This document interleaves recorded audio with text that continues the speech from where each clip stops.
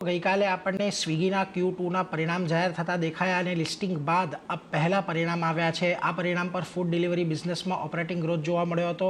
તો ક્વિક કોમર્સમાં પણ એક સારો ગ્રોથ જોવા મળ્યો છે. જો કે કંપની હજી ઓવરઓલ થોડી ખોટમાં છે, પરંતુ આ અંગે વધુ વાત કરવા આપણી સાથે સ્વિગીના CFO રાहुल बोथराजी जुड़ाए गया है.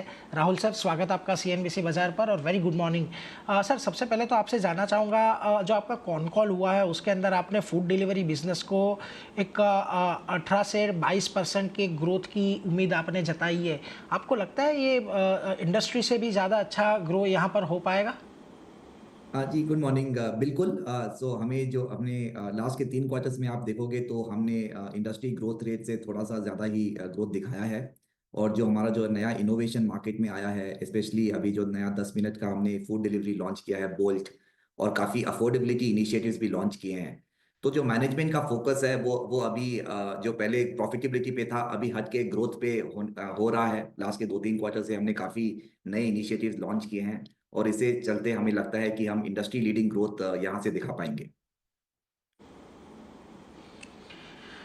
जी सर. सर, एक जो आप हमने जब IPO के दौरान आपसे चर्चा की थी तब आपने बोल्ट के बारे में बताया था, और ओवरऑल जो आपका फूड डिलीवरी बिजनेस है उसमें इस बार लगभग 5% का कंट्रीब्यूशन हमें बोल्ट से आते हुए दिख रहा है.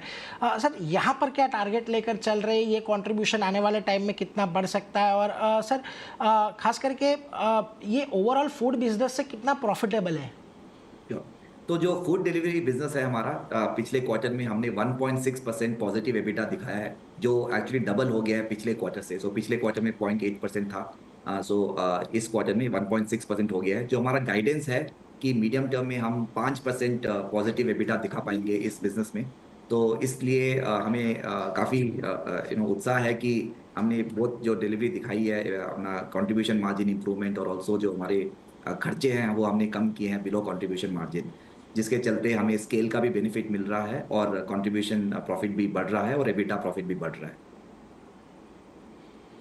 जी सर.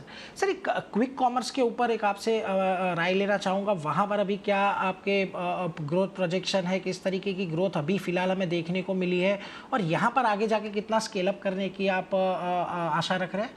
जो तो जैसे पहले जो 6 महीने में अगर आप देखोगे तो हमने 86 स्टोर्स ऐड किए हैं। जो सेकंड क्वार्टर में जो एक sequential quarter on quarter growth हमने दिखाया है वो 24% का दिखाया है, तो काफ़ी स्ट्रॉन्ग ग्रोथ हमने दिखाया है। और जो हमारा गाइडेंस है कि हम जो लास्ट के 2 क्वार्टर्स में अभी हम 400 से भी अधिक स्टोर्स ऐड करने वाले हैं। तो बाय मार्च जो हमारे स्टोर काउंट 607 था सितंबर में, वो बढ़ के बिटवीन 1000 टू 1050 स्टोर्स होने वाले हैं।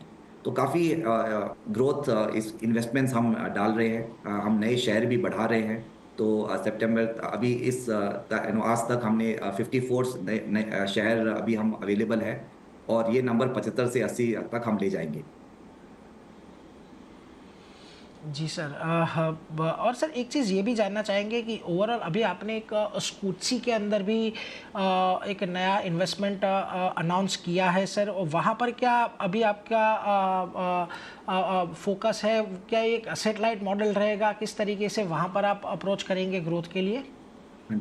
तो जो स्कूत्सी है जो वो हमारे डार्क स्टोर एक्सपेंशन करता है। तो जैसे मैं हमने बताया कि हम नंबर ऑफ डार्क स्टोर्स बढ़ा रहे हैं, जो अभी 600 है वो इस साल के एंड तक 1000 प्लस हो जाएंगे। तो वो इन्वेस्टमेंट हम हमारी जो फुल्ली ओन्ड सब्सिडरी है वो स्कूत्सी के जरिए करते हैं। जैसे कि आपको पता है कि हम इन्वेंट्री नहीं रखते, तो इस एक काफ़ी एसेट लाइट मॉडल है। तो जो खाली डार्क स्टोर का एक खर्चा होता है, जो बिटवीन से 60 लाख से 80 लाख पर स्टोर हम एक केपेक्स इन्वेस्टमेंट करते हैं। तो that is the only investment, बाकी ये एसेट लाइट मॉडल ही रहेगा।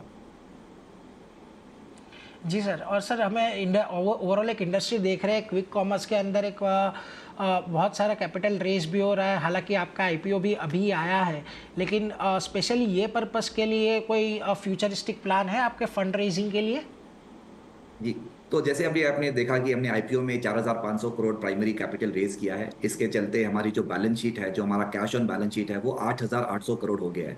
तो काफ़ी जो ये कैपिटल हमने रेज किया है वो डिफेंसिव कैपिटल है। हमने अपने बैलेंस शीट्स को स्ट्रॉन्ग करने के लिए ये कैपिटल रेज किया है। हमारा food delivery business already cash generate कर रहा है, और जैसे कि मैंने बताया कि फ्यूचर में ये ग्रोथ दिखाता रहेगा। तो इसके चलते हमें लगता है कि हमारी काफ़ी स्ट्रॉन्ग बैलेंस शीट है। एक क्विक कॉमर्स में कुछ क्वार्टर्स तक हमारा जो एक लॉस रहेगा, हमने गाइडेंस दिया है कि अगले साल के एंड तक हमारा कंट्रीब्यूशन मार्जिन क्विक कॉमर्स में प्रॉफिटेबल हो जाएगा और कंपनी वाइड हम प्रॉफिटेबल हो जाएंगे अगले साल के एंड तक, 2025 दिसंबर तक। तो उसके बाद जो क्विक कॉमर्स का बिजनेस है वो भी प्रॉफिटेबल हो जाएगा 2026 में 22 सितंबर क्वार्टर।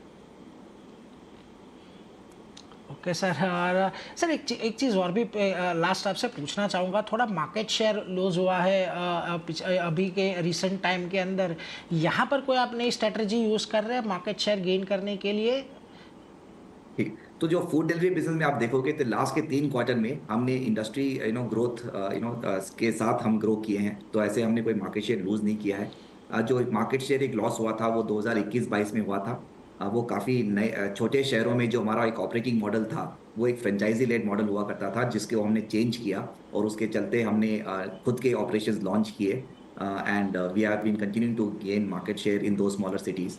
तो अभी हमें लग रहा है कि यहाँ से हम काफ़ी एक अच्छी जगह पहुँच गए हैं। जो हमने बताया कि इनोवेशन एक हमने लॉन्च किया है बोल्ट का, जो 10 मिनट में फूड डिलीवरी कर रहा है, और काफ़ी अफोर्डेबल मील्स वाले इनिशिएटिव्स भी हमने लॉन्च किए हैं। तो मैनेजमेंट का फोकस अभी ग्रोथ के ऊपर है, तो इससे हमें लग रहा है कि हम मार्केट शेयर यहाँ से गेन ही करेंगे। जी सर, और हम भी यही आशा रखेंगे कि आपका जो फोकस है वो आपको जल्दी आपके टारगेट्स अचीव होते हुए दिखे। Thank you very much sir हमारे साथ जुड़कर ये सारी डिटेल शेयर करने के लिए, और हम आशा रखते हैं कि हर क्वार्टरली अपडेट पर हम आपसे ऐसे ही बात कर पाएंगे sir. Thank you so much. Thank you sir.